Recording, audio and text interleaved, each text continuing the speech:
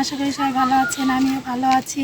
আজকে মাটির ভিতরে মুরগির মাংস রান্না করব। আর মাটির ভিতরে মুরগির মাংস কিভাবে রান্না করব সেটা দেখতে হলে সবাই আমার সাথেই থাকুন। কলা আর পাতা কাটার জন্য আসছি।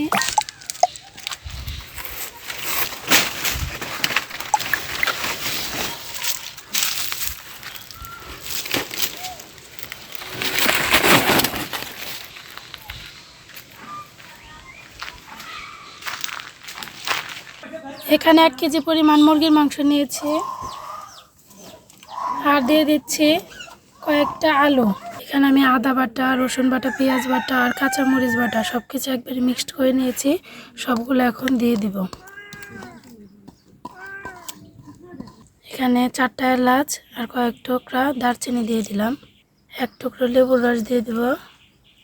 দিয়ে দেব পরিমাণ মতন লবণ, ধনিয়ার গুঁড়া, হলুদের গুঁড়া, দিয়ে দেব মরিচের গুঁড়া আর দিয়ে দেব সরিষার তেল। এখন সবগুলো একসাথে মাখিয়ে নেব।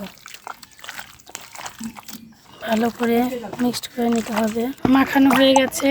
এখন আধা ঘন্টার জন্য এভাবে রেখে দেব মশলাটা মাংসের ভিতরে যাওয়ার জন্য। নদীর পাড়ে আসছি কাদা নেওয়ার জন্য, আর আমার কাদা মাটিটাই লাগবে জন্য। এরকম নরম টাইপের মাটি লাগবে।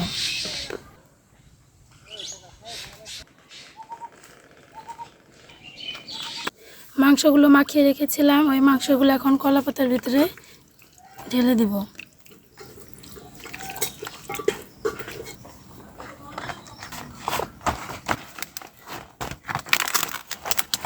এখন একটা পলিথিনের ভিতরে এটা ভরবো।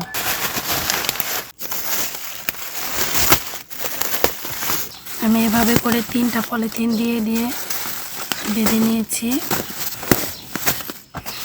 দেখেন আমি এইভাবে করে নিয়েছি।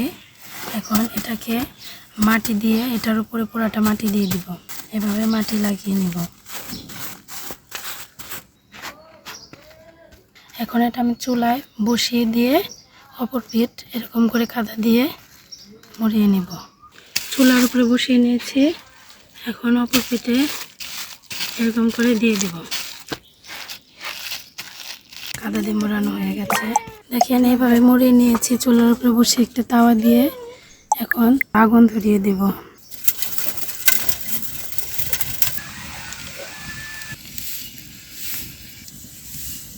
এখন আমি এটাকে উল্টিয়ে দেব। হয়ে গেছে, এখন নামিয়ে ফেলবো।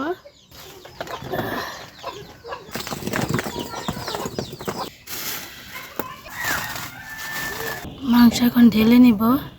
হয়ে গেছে মাংস রান্না। কেমন হলো সবাই জানাবেন।